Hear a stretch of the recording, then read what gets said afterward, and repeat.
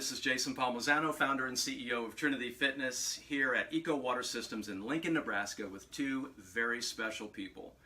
I've got Buzz Stutzman and Bob Wiedemeyer, and this has been a family business since 1960. And Buzz and Bob have been friends for 43 years, and that's a rare thing nowadays, especially with guys. And so the question on the table that I want to ask these guys is, what makes a great friendship over the long haul?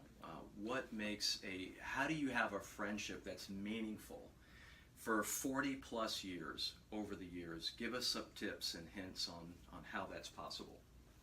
Well, for me, it would be probably mutual respect. We were friends, we became friends at church through playing ball and basketball and softball, and it just was a matter of we knew each other, we liked each other, then we began to love each other as we were, as Christ tells us to do with our brothers. And I respected Bob for what he did, what he could do. He was a salesman from the very first day that I met him, and when I had an opportunity to enter need for a salesman, he was the first one I went to. But that, over the years, you can really nurture a relationship, especially between guys, and we do. We have a relationship. If we have a need, we pray about it. We encourage each other, and that's just kind of the way we've been. Yeah. So being there for each other over the long haul is important. Bob, how would you answer that question? Well, it's just like if I was out on the road and there was something happened to me, who would I call? I'd call my best friend and brother, Buzz. One of the reasons we've had a good friendship, because we have a lot of common interests. We both love the Lord, but we both have an outgoing willingness to help people. And sometimes to just do it because that's what should be done. Right. It reminds me of a parable that Jesus shared about a neighbor coming to knock on a door in the middle of the night and asking for bread.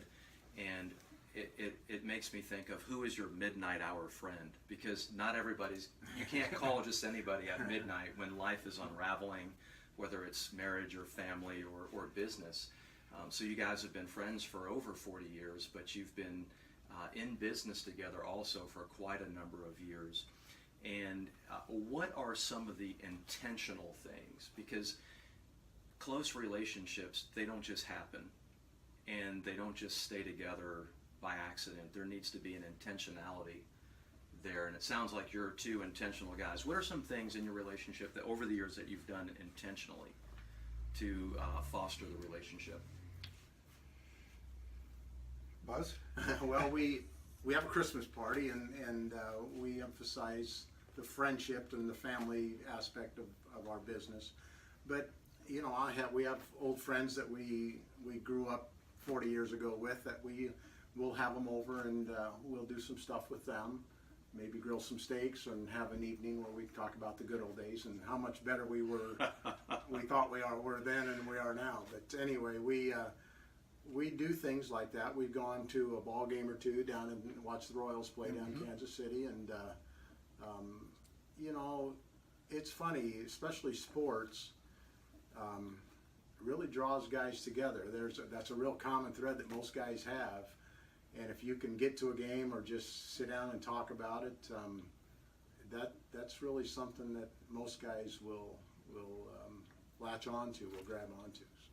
So you have a common thread in faith, you have a common thread in sports, and then you're intentional about each other and helping each other out. Bob, how would you answer the intentionality question? What are some things you've done over the years intentionally with Buzz to let him know that, hey, you're here, you want to help him and journey with him through this life? Well, probably the biggest thing is I come to work every day and I see him. And year after year after year, if you didn't like work, that's one thing. But if you like coming to work, both because of the job, but the person that is here. And Buzz and I have always had a really good relationship. He talked about like the parties. A couple of different times, I was just almost moved to tears because I was the only one in this office that was not a Stutzman. There's multiple generations of Stutzman, and I've seen the family grow up in church, I've seen his kids grow up, and it's a very fine family. And Buzz has been a great patriarch, and Sheila's a great matriarch, and I worked for a long time along with his mom, who really kept us in line. And it was just a good example. So I've been adopted into this family, Wow. and I called it a privilege. Yeah, you've been made to feel part of the family and special. I have. You know, life is like a laboratory. It's the laboratory of life that teaches us lessons, and oftentimes those lessons can be hard ones. There's struggles and storms and trials that we all go through. Can you guys speak to a hard time, a difficulty that you were going through that one had to help the other, and vice versa? Well, I will say that I lost my mother very suddenly. I'm at work, and I couldn't, and she was 101, but she took care of herself all up to that time. Still lived alone. Still lived alone. And I called Buzz, and I told him that my mother had died, and that I needed to leave the office. And Buzz was just, for days, he was just very supportive. And within a year, it was the other way around, where his mother was failing very significantly. And we both understood a little bit about what it was like to lose someone that had been a very strong influence in our life. So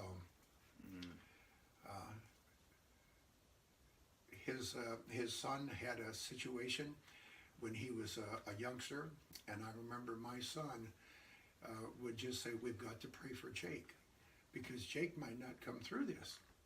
And Jake's a good boy, because they were in Sunday school together. And so we've had some close times in the past because of our church, our activities, our sports.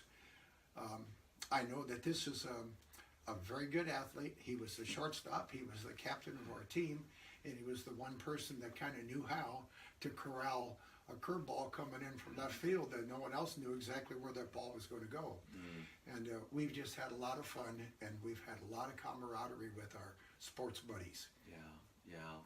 And it sounds like the difficulties, you've been there for each other. We have. Which means something. And it's not questioning. I mean, I don't even think about that. Who would I go to if I had an issue? Well, I'd go to my family, but I would also go to Bob. I wouldn't think twice about that, and I'm sure he feels the same way. Amen.